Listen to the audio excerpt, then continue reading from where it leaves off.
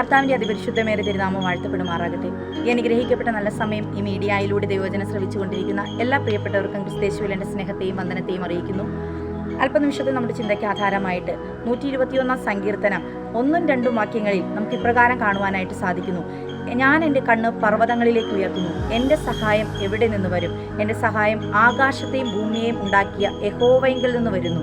ജീവിത വഴിയാത്രയിൽ ആരും സഹായത്തിനില്ലാതെ ഒറ്റപ്പെടലുകളും നിരാശകളും മാത്രം അനുഭവിച്ചുകൊണ്ട് ചേർത്ത് പിടിക്കേണ്ടിയവർ പോലും ഒറ്റപ്പെടുത്തിയും കുറ്റം പറഞ്ഞും മാറ്റി നിർത്തിയും ജീവിതത്തിൽ വളരെയധികം ദുഃഖത്തോടെ, വളരെയധികം വിഷമത്തോടെ, ആകുലതയോടെ മാത്രം ജീവിച്ചു തീർക്കുന്ന പ്രിയ ദൈവ പൈതലേ, നിനക്ക് വേണ്ടി യഹോവയുടെ കരം ഇന്ന് പകൽക്കാലം ചലിക്കുന്നുണ്ട്.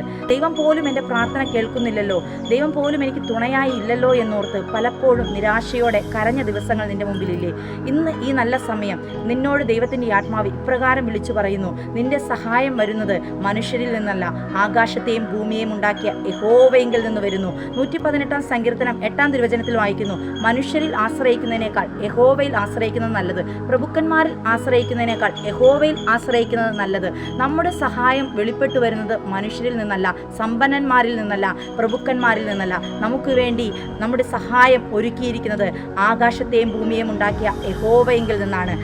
ശാസ്ത്രജ്ഞന്മാർ പറയുന്നു ആകാശവും ഭൂമിയും ഉണ്ടായതാണെന്ന്. എന്നാൽ ഈ നല്ല സമയം ഞാൻ നിങ്ങളോട് പറയട്ടെ, ഒരു മുട്ടുസൂചി പോലും ഉണ്ടാക്കാതെ തനിയെ ഉളവായി വരുന്നില്ല എങ്കിൽ ആകാശത്തെയും ഭൂമിയെയും ഈ കാണുന്ന വിശ്വപ്രപഞ്ചത്തെയും ഒരു വാക്കിനാൽ സൃഷ്ടിച്ചവനാണ് നമ്മുടെ കർത്താവ്.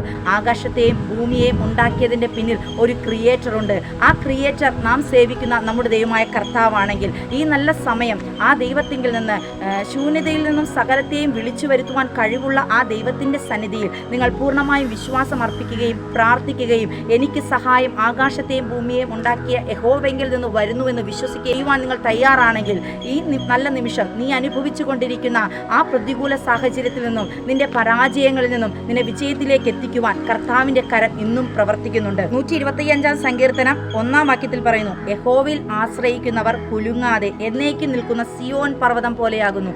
യഹോവയിൽ ആശ്രയിക്കുന്ന ഒരു ദൈവ പൈതൽ കുലുങ്ങാതെ, പ്രതികൂലത്തിൻ്റെ സാഹചര്യത്തിൽ തകർന്നു പോകാതെ, തളർന്നു വീഴാതെ, കർത്താവിൻ്റെ സന്നിധിയിൽ അവൻ ദൃഢനിശ്ചയത്തോടുകൂടി ബലത്തോടുകൂടി നിൽക്കുവാൻ അവനെ ശക്തീകരിക്കുന്നത് പരിശുദ്ധാത്മാവിൻ്റെ ശക്തിയാണ്.